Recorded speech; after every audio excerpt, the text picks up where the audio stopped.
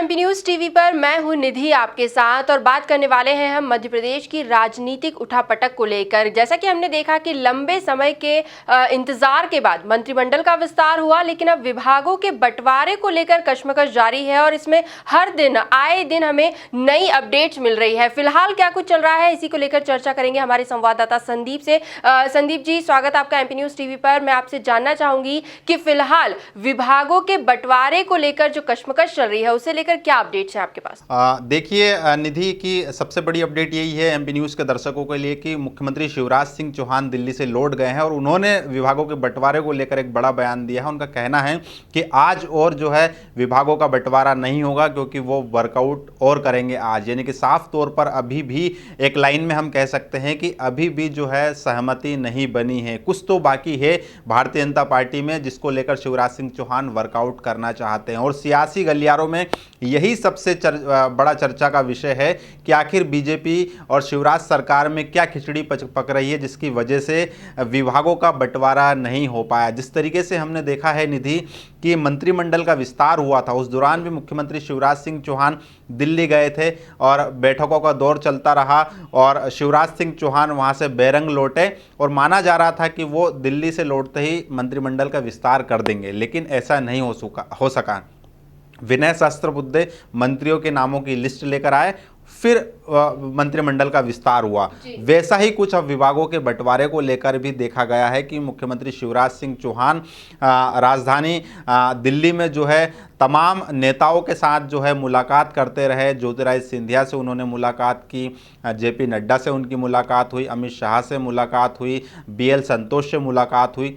तमाम लोगों से मुलाकात होने के बाद भी वो राजधानी भोपाल में लौटते हैं और यहाँ पर आकर मीडिया के सामने कहते हैं कि अभी और वर्कआउट करना चाहते हैं वो। तो साफ है कि अभी भी जो है आम सहमति भारतीय जनता पार्टी में नहीं बनी है कि मंत्रियों को क्या विभाग बांटे जाए। जिस तरीके से सूत्रों के हवाले से हमें ये अपडेट मिला है कि राष्ट्रीय राजधानी दिल्ली में ज्योतिरादित्य सिंधिया जो है बड़े विभाग को लेकर अड़े हुए हैं और उनका ये मानना है कि जनता से जुड़े हुए जो बड़े विभाग हैं वो उनके जो समर्थक मंत्री हैं उन्हें भी दिए जाए ताकि जो उपचुनाव के लिहाज से ये विभाग जो है काफ़ी मायने रखेंगे, क्योंकि जनता से जुड़े कई काम उनके मंत्रियों को करना है। क्योंकि अगर बात की जाए तो सिंधिया समर्थक 22 जो लोग हैं वो चुनाव लड़ने वाले हैं और सबसे ज़्यादा सीट उनके ही संभाग ग्वालियर चंबल संभाग से आती है। तो ऐसे में जो उनके 14 मंत्री बने हुए हैं, 3 कांग्रेस के मिला लिए जाए, बिसाहू लाल, हरदीप सिंह डंग, ऐदल सिंह कंसाना, ये भी पहले दिग्विजय सिंह के समर्थक माने जाते थे, लेकिन अब गए सिंधिया के खाते में, सिंधिया के साथ उन्होंने कांग्रेस छोड़ी है। तो कहीं ना कहीं इन्हीं को लेकर ज्योतिरादित्य सिंधिया चिंतित है क्योंकि जनता के सामने उनको जवाब भी देना और कई जनहितैषी कार्य भी करना है। लिहाजा यहाँ पर एक तरफ ज्योतिरादित्य सिंधिया अपने समर्थक मंत्रियों को अहम विभाग दिलवाने पर अड़े हुए हैं, वहीं दूसरी तरफ शिवराज सिंह चौहान भी जो अपने चहेते मंत्री हैं या फिर भारतीय जनता पार्टी के सीनियर लीडर हैं उनको भी वजनदार विभाग दिलवाना चाह रहे हैं। यही वजह है कि आम सहमति फिलहाल नहीं बन पाई है, क्योंकि अगर देखा जाए निधि तो राजधानी दिल्ली में जो है दफ्तर टू दफ्तर शिवराज सिंह चौहान घूमते हैं, मैराथन बैठक चलती है, लेकिन उसके बाद भी आम सहमति नहीं बनती है। उनकी अमित शाह से मुलाकात हो चुकी है, जेपी नड्डा से मुलाकात हो चुकी है, सिंधिया से, विनय सहस्त्रबुद्धे से, बीएल संतोष से, तमाम लोगों से जो है केंद्रीय नेतृत्व से मुलाकात हो चुकी है। बिल्कुल बिल्कुल। तो आखिर कौन ऐसा शख्स बचा है जिससे शिवराज सिंह चौहान मिलना चाहते हैं और क्यों विभागों का बंटवारा नहीं हो रहा?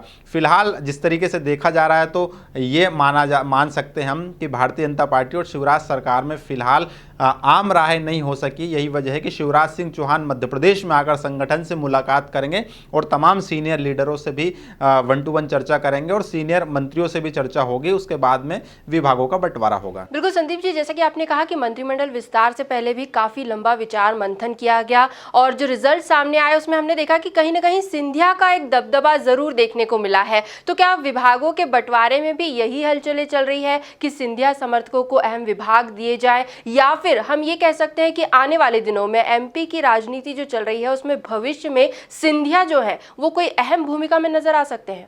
देखिए निधि, ये कहना अभी बहुत जल्दबाजी होगी कि ज्योतिरादित्य सिंधिया मध्य प्रदेश में कोई नई भूमिका में जो है नजर आ सकते हैं, क्योंकि फिलहाल भारतीय जनता पार्टी के सामने बड़ी चुनौती यह है कि बीजेपी में जो नया मेहमान आया है उसे कैसे एडजस्ट करे। ज्योतिरादित्य सिंधिया उनके सामने बड़ी चुनौती है और उपचुनाव भी होना है, और ऐसे में सिंधिया समर्थक की जो 22 जो नेता हैं वो चुनाव लड़ेंगे। 22 उम्मीदवार उनके ही समर्थक होंगे जिन्होंने कांग्रेस छोड़ के बीजेपी ज्वाइन की, जिसमें उनके 14 मंत्री भी हैं।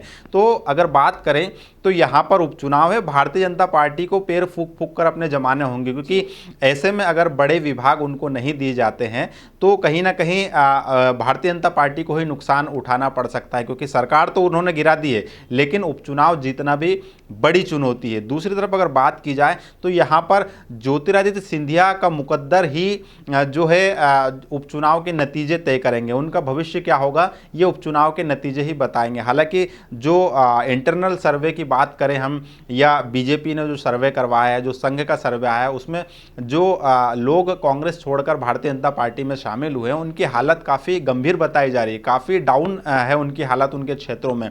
तो ऐसे में बीजेपी कोई रिस्क नहीं लेना चाहती। और अगर यहाँ पर अगर बात की जाए तो ग्वालियर चंबल संभाग में ही ज्योतिरादित्य सिंधिया के गढ़ में सबसे ज़्यादा सीट उपचुनाव की है, और अगर उपचुनाव में ज्योतिरादित्य सिंधिया के नेतृत्व में भारतीय जनता पार्टी अच्छे परिणाम लेकर आ जाएगी, या फिर उनके नेतृत्व में जो है सिंधिया के नेतृत्व में तमाम जो सीट ग्वालियर चंबल संभाग की बीजेपी जीत जाती है, तो जाहिर तौर पर ज्योतिरादित्य सिंधिया का झंडा न सिर्फ ग्वालियर चंबल संभाग में बुलंद होगा बल्कि हाईकमान के सामने भी उनका जो है कद बढ़ेगा। यही वजह है कि उसके बाद ही आने वाला समय ये बताएगा कि सिंधिया का क्या भविष्य होगा। लेकिन फिलहाल यहाँ पर अगर बात की जाए, जिस तरीके से देखे निधि कि अगर भारतीय जनता पार्टी का जो बात की जाए, जो सीनियर लीडर अगर किसी प्रकार की मंत्रालय को लेकर बार्गेनिंग करता या फिर मंत्रिमंडल में मंत्री बनने को लेकर बार्गेनिंग करता, तो जाहिर तौर पर जो है बीजेपी का जो आला कमान है उस सीनियर लीडर पर जो है सख्ती कर सकती थी। लेकिन यहाँ पर बात ज्योतिरादित्य सिंधिया की, चूंकि सरकार ही सिंधिया के नेतृत्व बनी, सिंधिया ही वही किरदार है जिन्होंने शिवराज को चौथी बार मध्य प्रदेश की कुर्सी पर बैठाया। तो ऐसे में सिंधिया को एडजस्ट करना शिवराज सिंह चौहान के सामने चुनौती तो है ही है। साथ ही साथ दूसरी तरफ बीजेपी को यह ध्यान भी रखना है कि अगर भैया जिस तरीके से मंत्रिमंडल विस्तार में ज्योतिरादित्य सिंधिया का दबदबा है, उनको काफ़ी अहमियत दी गई है, विभागों के बंटवारे में भी अगर जो है दबदबा उनका बरकरार रहता है, उनके तमाम मंत्रियों को अहम विभाग दिए जाते हैं, तो आने वाले दिनों में भी और फिर आने वाले दिनों में भी सिंधिया समर्थकों के मंत्रियों की प्रेशर पॉलिटिक्स देखने को मिल सकती है। तो शिवराज सिंह चौहान को हमने निधि 15 सालों में फ्री हैंड सरकार चलाते हुए देखा। ताबड़तोड़ उन्होंने बिना किसी से पूछे, बिना किसी हिचक के फैसले लिए। लेकिन चौथी बार ऐसा हो रहा है कि शिवराज सिंह चौहान कई अग्नि परीक्षाओं से होकर गुजर रहे हैं, क्योंकि सिंधिया के नेतृत्व में सरकार बनी है। लिहाजा यहाँ पर सिंधिया को एडजस्ट करना शिवराज सिंह चौहान के सामने एक बहुत बड़ी चुनौती है। और जो जाहिर तौर पर यहाँ पर देखा जाए तो अभी तक सिंधिया और शिवराज यानी कि महाराज और शिवराज के बीच में काफ़ी तगड़ी सियासी केमिस्ट्री देखने को मिल रही है। शिवराज सिंह चौहान अपने सीनियर नेताओं को तो साथ में तालमेल बैठा ही रहे हैं, साथ ही साथ बखूबी ज्योतिरादित्य सिंधिया के साथ भी बेहतर तरीके से कदम ताल कर रहे हैं। लिहाजा एक दिन का वर्कआउट और इसलिए शिवराज सिंह चौहान करना चाहते हैं ताकि कोई चूक ना हो, कोई नाराज़गी ना हो, सिंधिया भी ना नाराज़ हो, ना ही बीजेपी के जो सीनियर मंत्री है वो भी कोई नाराज़ ना हो। लिहाजा जो 5 पहले जो मंत्री बने थे पहली बार विस्तार में, जिनको मंत्रालय आवंटित कर दिए गए हैं, माना जा रहा है कि उनमें भी विभागों की अदला बदली हो सकती है। नरोत्तम मिश्रा के पास 2 विभाग है, उनसे भी कोई एक विभाग लिया जा सकता है या उनके विभाग बदले जा सकते हैं। तो कई पहलुओं पर अभी शिवराज सिंह चौहान को वर्कआउट करना है। उसके बाद में ये माना जा रहा है कि आज तो नहीं, हो सकता है कल भी ना हो, परसों, लेकिन अंततः यानी कि परसों तक जो है विभागों की बंटवारों की तस्वीर जो है पूरी तरीके से साफ हो जाएगी। जी बिल्कुल। तो कुल मिलाकर हम कह सकते हैं कि बीजेपी की जो सत्ता में वापसी हुई है उसमें सिंधिया की काफ़ी अहम भूमिका रही है। लेकिन अब बात जब है विभागों के बंटवारे की और आने वाले उपचुनाव पर भी फोकस करना है, तो ऐसे में एक दिन का और वर्कआउट जरूर मायने रखता है। शिवराज सिंह चौहान भी पूरी तरह से विचार मंथन करने के बाद ही कोई फैसला करना चाहेंगे। खैर, किस तरह से होता है विभागों का बंटवारा और किस तरह से आने वाले उपचुनाव पर बीजेपी फोकस करती है, ये तमाम अपडेट्स हम जरूर आप तक पहुंचाएंगे। फिलहाल संदीप जी, बहुत बहुत शुक्रिया आपका इन तमाम जानकारियों के लिए। एमपी न्यूज पर अन्य खबरें लगातार जारी है, आप बने रहिए हमारे साथ, देखते रहिए एमपी न्यूज। धन्यवाद। एमपी की नब्ज, एमपी का हाल, मध्य प्रदेश की हर खबर एमपी न्यूज टीवी के साथ। लगातार खबरों के लिए सब्सक्राइब करें हमारा YouTube channel MP news TV. Latest updates के लिए बेल आइकन दबाना जरा भी न भूलें।